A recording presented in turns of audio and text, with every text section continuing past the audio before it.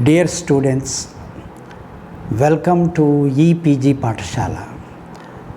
I am Professor K. Srinivas from Pondicherry University. I teach philosophy at that university.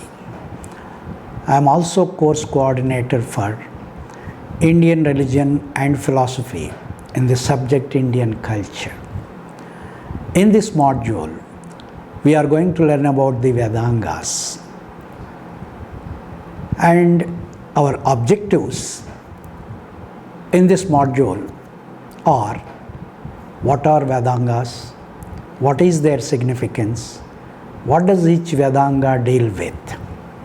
For example, Vedangas are considered to be auxiliary texts or subsidiary texts, without which we would not be able to understand anything about the Veda. For example, the Vedic scholars have always taken recourse to 6 of the Vedangas in order to bring out the essence of the Vedas. They are Phonetics, Siksha, ceremonial texts, Kalpa, prosody, Chanda, grammar, Vyakarana, etymology, Nirukta, and astronomy and astrology, Jyotisha. Apart from this, there are also secondary subsidiaries such as epics, Puranas and cosmic histories, logic, Nyaya, rules of textual criticism, Mimamsa, and ethical codes, Dharmashastras. Curiously enough, some of these subsidiaries developed their own philosophies. For instance, grammar and etymology developed their own philosophies. The grammarians like Panini and Bhartrihari contributed a lot for the development of this particular Vedanga called Vyakarana. And Yashka developed the distinctive philosophy of language, of etymology called Nirukta. Phonetics and ceremonial texts do not have any philosophy of their own, but were absorbed by Mimamsa. The above mentioned 6 subsidiaries come under Smriti, for they are only secondary. Just as grammar is the backbone of any natural language, so also the Vedangas for the Vedas. Unless one is well versed in these subsidiaries, one cannot really understand the essence of the Vedas. Not only that, the recitation of the Vedas needs proper pronunciation, for otherwise the wrong pronunciation may lead to absurd interpretation of the Vedas. Now coming to Siksha, phonetics, which is a very, very important branch of linguistics today, is the science of proper pronunciation. This becomes absolutely important when the laws of euphony are taught to the Vedic students. Since Sanskrit language is highly inflectional, the wrong pronunciation may lead to absurd meanings. The knowledge of letters, accents, quantity, the right use of the organs of articulation, and phonetics generally is insisted upon. There are a recension of 35 and 59 verses, respectively attributed to Panini, concerning the style of phonetics applied to the Vedas. Now, even in the Taittiriya one finds a hint about the phonetics. In the Vedic Pratisakyas, we find the euphonic combination of letters and their peculiar pronunciation as per the practice of different branches of the Vedas. The pronunciation of words is according to their occurrence in the hymns. Since the Vedas are orally recited, proper pronunciation and accentuation of every syllable is needed. Similarly, Kalpa consists of short aphorisms or rules as a guide for the application of the mantra and the Brahmana portion of the Vedas. For instance, each mantra, each Brahmana consists of certain aphorisms, and these aphorisms are regulated by Kalpa. It intends to assist the performer, that means one who performs a sacrifice or yajna, to conduct it as per the manual. Because we cannot perform an yajna or ritual as we like it. Therefore, this Kalpa is meant for advising the performer how to perform a sacrifice or yajna in a right manner. There are Sruta Sutras for each of the 5 Samhitas of the Vedas. The word Sutra is derived from the Sanskrit root siv, means to sew. In other words, the series of rules or aphorisms have to be properly strung together. According to the Brahmanical Sutra, the rule of dogma must be expressed as briefly as possible.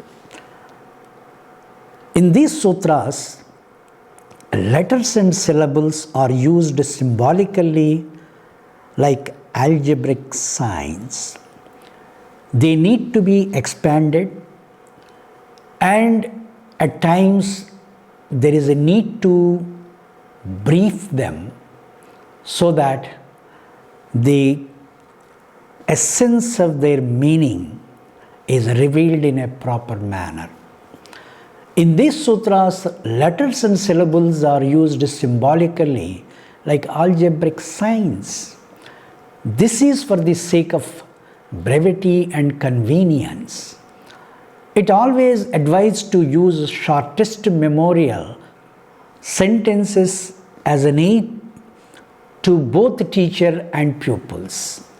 This form of extreme conciseness is not seen in the later sutras.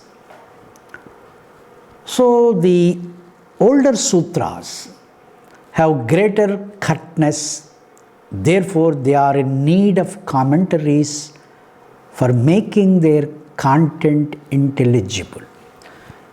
To put it in computer language, they are like zip codes. You need to expand that zip code. For example, the older sutras are as brief as possible. In order to extract the content of these sutras, there is a need for commentaries. Kalpa Sutras appear to be the oldest of all the sutras. Katyayana's Sruta Sutras come after that. They belong to Satapatha Brahmana of Shukla Yajurveda. Some interpretations hold that everyone has a right to perform a sacrifice, excepting plants. But there are also interpretations which hold that men alone have to perform sacrifices, for they alone have the power of understanding them as per the dictates of the Veda. Since no sacrifice is complete without wife, right to perform sacrifices is also accorded to women Chanda Shastra is often attributed to Pingalanatha. Prosody may be as old as 2nd century BC. Like any other field in Sanskrit, prosody has scope for endless investigation. It is a study in itself. The knowledge of meter of every hymn of the Veda is treated to be essential for proper use and recitation of the mantras. This is the reason why Sayana, in his introduction to the first hymn of the Rig Veda, held that one who does not know the name of the Rishi to whom a hymn was revealed, the meter with which it was written, the deity to whom it was addressed, and its right application is the worst of all sinners. It amounts to saying that when one is using a particular hymn, he or she should know this background according to Sayana, without which one is not authorized to use this hymn. Also, it is observed that one who does not follow the meter, Chanda, according to the Brahmanas, for any hymn is called mantra kantaka or mantra tharn. In the Purusha Sukta of the Rig Veda, it is mentioned that meters are originated from Purusha himself. That means these meters have divine origin. They are not the creations of human beings. From the universal sacrifice originated the Rig, Saman verses, the meters and the Yajus.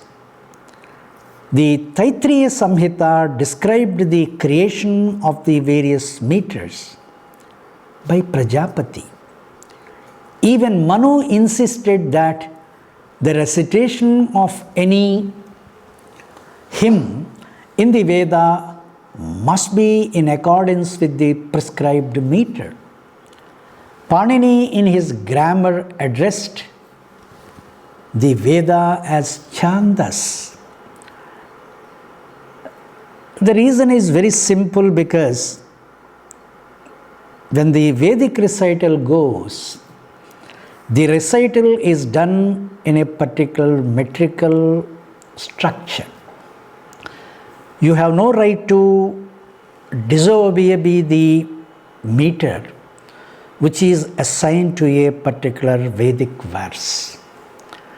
See, the metrical structure of the hymns was given so much importance, for it attaches some mystical efficacy to the hymns.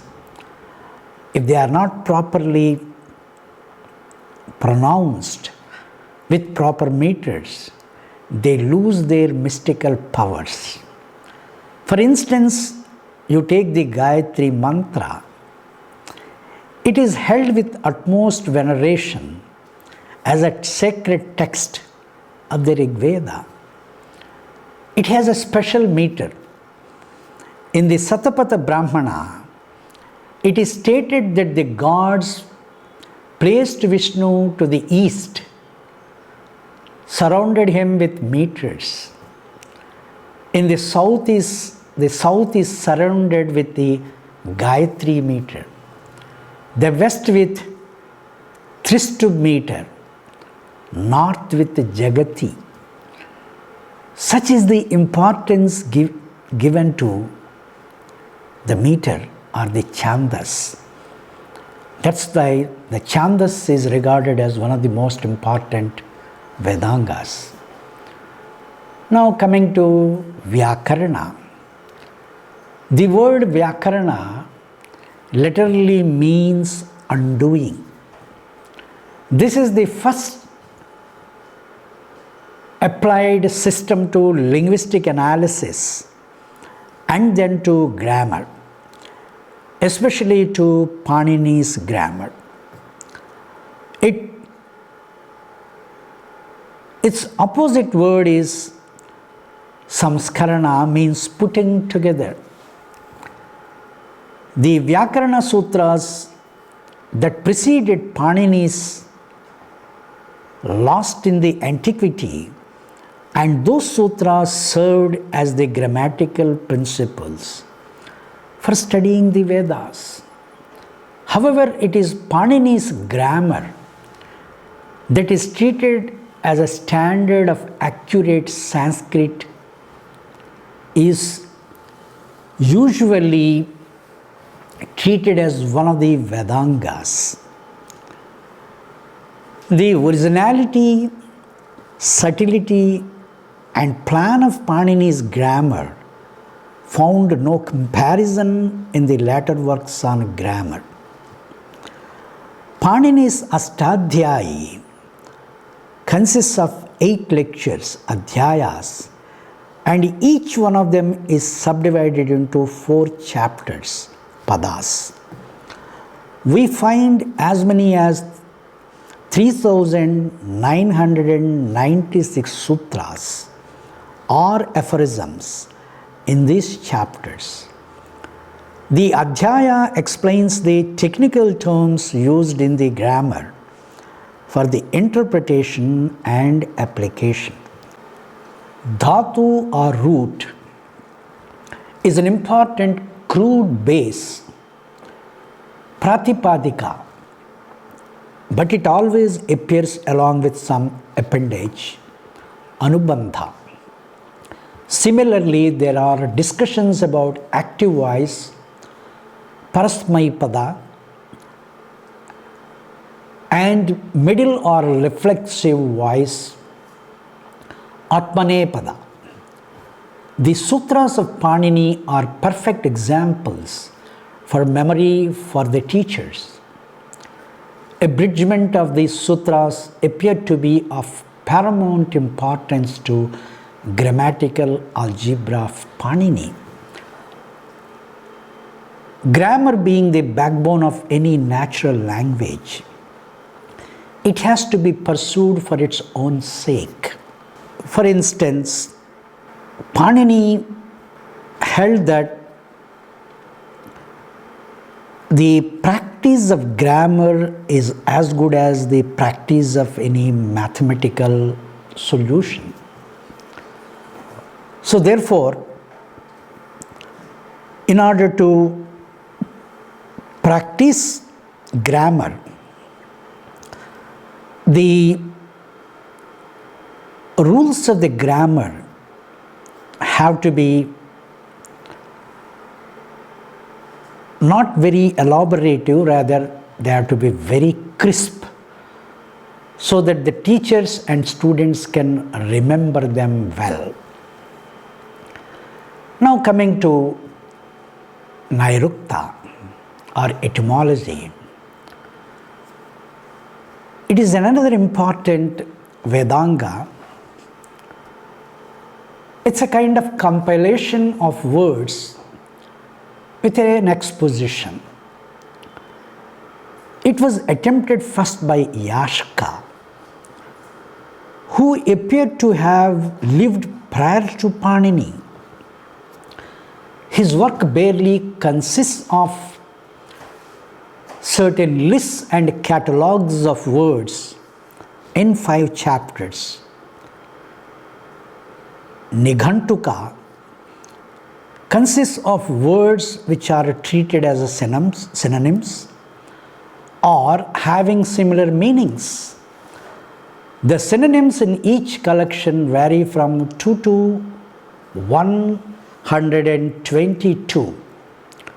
One cannot strictly call them synonyms, or one can say that how a single word assumes different meanings in different contexts. Even in the West, the philosophers like later Wittgenstein held the view that The words do not have any fixed meanings. Words derive their meanings from the context in which they are used. Such a view is prevalent in Indian tradition long before Wittgenstein advocated such a view. For instance, the synonyms in each collection vary from 2 to 122. One cannot strictly call them synonyms, or one can say that how a single word assumes different meanings in different contexts. For example, the word gamati can mean he turns, vartate, he rolls, lotate, he creeps, sarpati, he flows, shravati, he drops, shranastati, and so on. In other words, all forms of motion are included in these meanings. Naigama is the collection of 278 separate words, padani, that occur in the Veda. Daivata consists of 151 words concerning deities and religious or sacrificial acts. Nirukta is the technique used by Ashka to explaining the meaning of the words. Nirukta helped a great deal in understanding the essence of the Vedic passages etymologically in order to provide intelligibility to the Vedic texts. Nirukta makes frequent references to Brahmanas, and allusions are made to the various Vedic interpretations. Yaska's Nirukta provides with suitable specimen to explain the Vedic hymns. He reiterated that the traditional use of words needs to be explained. The grammar of science that involves the subject of derivation is highlighted by Ashka. 4 kinds of words are enumerated. They are nouns, naman, verbs, akhyata, prepositions, upasarga, and particles, nipata. The ancient grammarian Sakatayana held that nouns are derived from verbs, and etymologists accepted such a theory. But some grammarians like Gargya argued that all nouns are not derived from verbs. If it were so, whatever performs the same action must have same name. For instance, the word ashva, a horse, is derived from the root as, which means passes through. Then everyone who passes through a way must be called ashva. But that is not the case. Therefore, this particular thesis has not been approved by many of the grammarians. Now coming to Jyotisha Vedanga, it is also known as astronomical or astrological calendar. In the Indian context, there was not much difference between astronomy and astrology. Rather, astrology is a science derived from astronomy. Therefore, they always go together. The entire calendar consists of 36 verses, written almost in modern style. Majority of the scholars cannot assign the date for it beyond 300 BC. Some even hold that there is no authoritative or genuine sutra found even today. The most important function of Jyotisha Vedanga is to find an appropriate auspicious occasion, day or season to perform sacrifices or yajna. However, brief is this treatise, it deserved a lot of attention, for it contains most ancient astronomical ideas. For instance, the measure of the day by muhuryas or hours of 48 minutes, the division of the zodiac into 27 parts are lunar asterisms, the first of which is called Kritika, and the traditional place for solstitial points are all found in this treatise. Based on this, the scholars attempted to fix the date of the treatise and the entire Vedic literature.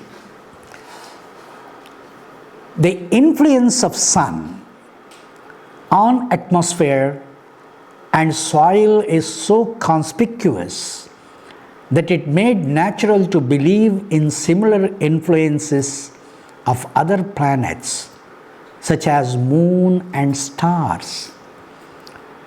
People started believing in the power of these and deified them for favors in their personal life.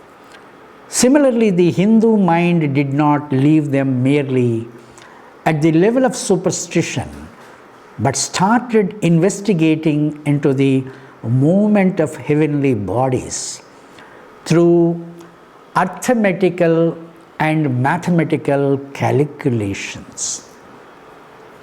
These calculations were given notable credence when there were no mechanical and optical appliances. They are the latest devices which are used now, but during those times they were not used at all.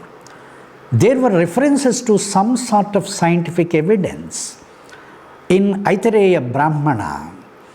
Also in the earliest hymns of the Veda, there are references to stars and their connection with the moon. The phases of moon in the zodiac are also considered to be very significant for time measurement and month making.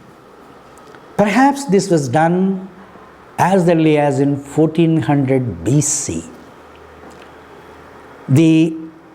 For example, the above illustrations clearly show when there were no mechanical clocks, when there were no modern devices, how the ancient Indians made use of planetary motions and zodiac signs to determine auspicious occasions, to determine the age of any phenomenon. That is something remarkable. The earliest Hindu astronomer, who is well known for his contribution to this field, is Aryabhata. His three important works, Aryabhatiya, Dasagitika, and Aryastha Sata, inspired astronomical research in the Indian subcontinent. He wrote about diurnal revolution of Earth on its axis and causes for the true theory of lunar and solar eclipses. Then another important Hindu astronomer, who is well known for his work Panchasiddhantika is Varahamihira. This work contains chapters on arithmetic and algebra. This only shows that there was a branch called Vedic mathematics, which can be compared to modern forms of mathematics. That is the remarkable achievement on the part of the ancient Indian astronomers, who are also considered to be mathematical geniuses. Now, Varahamihira wrote about diurnal revolution of Earth on its axis. There are some notable contributions of the ancient Indian philosophers to Jyotisha based on this, what you call, astronomical observations. There is another important and prominent Hindu astronomer, Bhaskara, the author of Siddhanta Shiromani, who contributed a lot to Jyotisha, which we call prophecy. But this prophecy or Jyotisha is not something imaginary, but it is a kind of a science. We call it science because it is derived from certain astronomical observations which involve scientific methods. Therefore, it is wrong on the part of the critics to say that Jyotisha or astrology is a non-science. We do not accept such a view. The Vedangas as important subsidiaries are used as aids to interpret and understand the essence of the Vedas. Each one of them has its relevance when the Vedas are taken up for highlighting their contents. As stated earlier, without these aids, the contents of the Vedas would be unintelligible to the posterity. Thus, the ancient Indian philosophers have accorded due importance to these Vedas, for these Vedangas are the real tools with which we can really know the essence of the Vedas.